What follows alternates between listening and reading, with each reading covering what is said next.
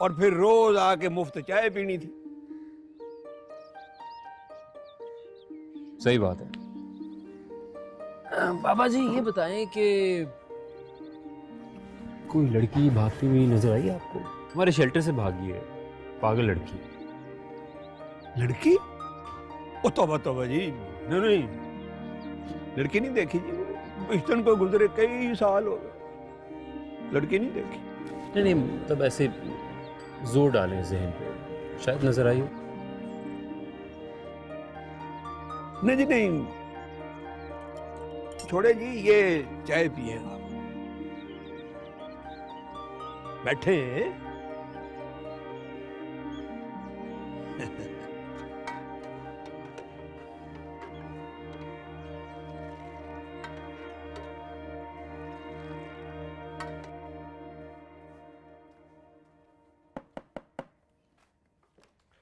आ जाओ बेटा। ये फातिमा है, हमारे मुजंगचुंगी वाले शेल्टर में होती हैं, ट्रेंड स्टाफ हैं। ये तुम्हारे जख्म साफ कर देंगी और ये कुछ कपड़े हैं, ये तब्दील कर लेना। आ जाओ। वो नहीं आया? आ जाएगा वो, जरूरी काम से गया, शाम तक वापस आ जाएगा।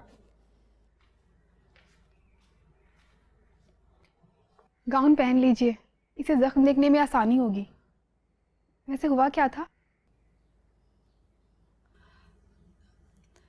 देवर ने मारा था, बहुत जोर जोर से। सास ने घर से निकाल दिया, इसलिए आ गए।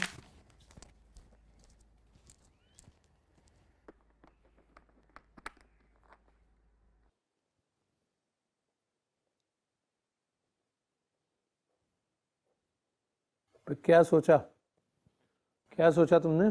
काजी साहब कैसी बातें कर रहे हैं आप? मैं तो उस वक्त से सिर्फ यही सोच रही हूँ, मेरे सर में दर्द हो गया। कुछ अजीब सी बात की है आपने भी। क्यों, क्या अजीब बात? लूले लंगड़े हैं शेरवानी साहब, शराबी हैं, हैबी हैं, कोठों पे जाके गाना सुनते हैं, रोगी हैं। कोई एक बुराई हो तो बताइए। उम्र उनकी उम्र देखी है आपने? मुझे तो हैरत हो रही है, आपने उनकी ये बात सुन कैसे ली? धक्के देके निकाल क्यों नहीं दिया बुड्ढे को? मेरी मासूम छोटी सी बच्ची के लिए वो बुड्ढा ढापा नहीं रह गया? बस, एक लफ्ज भी मजीद नहीं सुनूंगा मैं। उम्र क्या, बड़ी उम्र का शख्स अपनी बीवी को लाड और प्यार से रखता है। लड़कियों की कतार लगी है, सबको उनके घर का करना है। घर का करना है या कुएं में धकेलना है? बस नजमा बेगम, मैं फैसला कर चुका हूं। गलत फैसला ही, मुझे मंजूर नहीं। क्या कहा तुमने? मुझे आपका फैसला मंजूर नहीं है काजी साहब। ठीक है, सोच लो नजमा बेगम, इस उम्र में तलाक जैसे कभी फेल पर मजबूर करके तुम बच्चियों का कौन सा भला करोगे? तुम्हारा अपना ही कोई बुरा होगा। सोच लो, अच्छी तरह सोच लो, क्योंकि होना तो वही है जो मैं चाहूंगा। सुन लो ये तुम।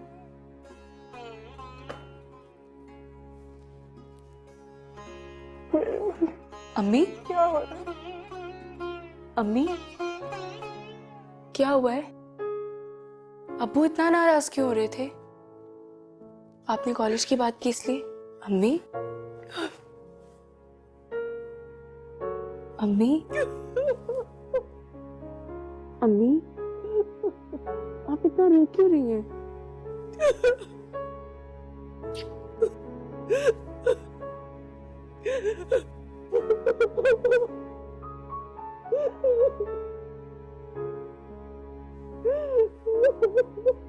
अम्मी, आप क्यों रो रही हैं? आपके लिए अच्छी खबर ये है कि वो बाबा बिल्कुल नहीं मरा, जिंदा है। मेरा यकीन कीजिए, मैं बिल्कुल ठीक कह रहा हूँ।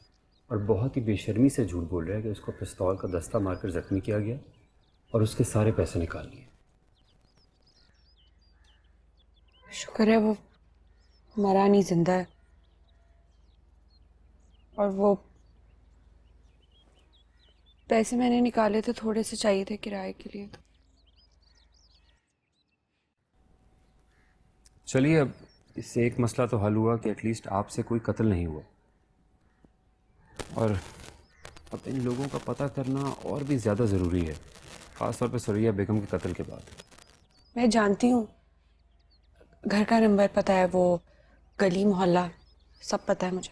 तो बहुत अच्छी बात है, आप मुझे दीजिए, मैं जाकर खुद मालूम करता हूँ, क्योंकि आपका बाहर निकलना बिल्कुल भी सेफ नहीं है।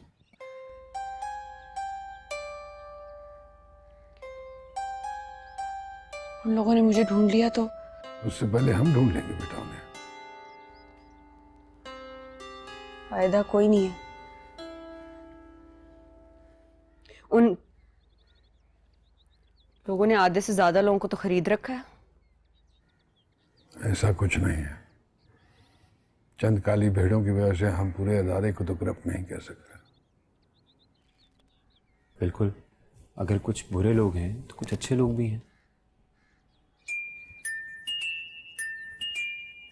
Excuse me. हाँ,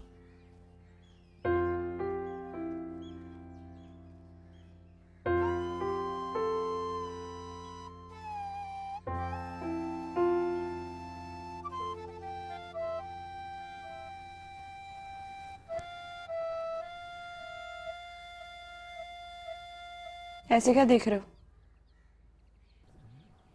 माफ कीजिएगा, आप बहुत देखी देखी सी लग रही हैं। कुछ बताएंगे अपने बारे में? यहाँ कोठी में आने से पहले आप कहाँ थी? इसलिए क्योंकि मैं यही रहती, इसी इलाके, यही की पैदाइशी हूँ। माँ बाप का बहुत पहले इंतकाल हो गया था। मेरा मामू छोड़ गया था यहाँ मैडम के पास मुझे। क्या आपको यकीन है ऐसा ही हुआ था? हाँ, यकीन है मुझे। कितनी दफा बताऊं कि तुम्हें भी यकीन आ जाए?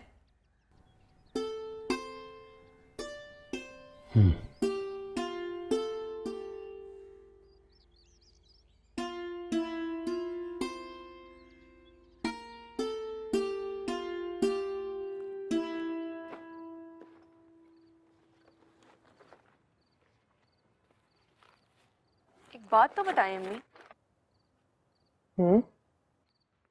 ये अब्बू हमारे सगे अब्बू हैं? क्या मतलब? फिर इनको है क्या अम्मी? अपनी सगी औलाद के साथ ऐसा सलूक कौन करता है? जानवर भी अपने बच्चों का भला करते हैं अम्मी।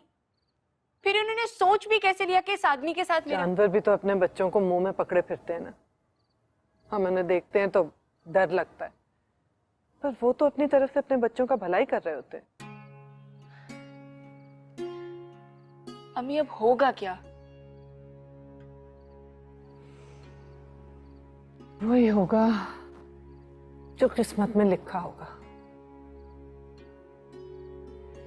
काश मेरे माँ बाप होते, कोई बहन भाई होते, तो मैं तुम्हारे अब्बू की तलाक की धमकियों की कोई परवाह ना करती। पर जिस दिन तुम लोगों को स्कूल से उठाया था ना, उसी दिन लेके यहाँ से चली जाती।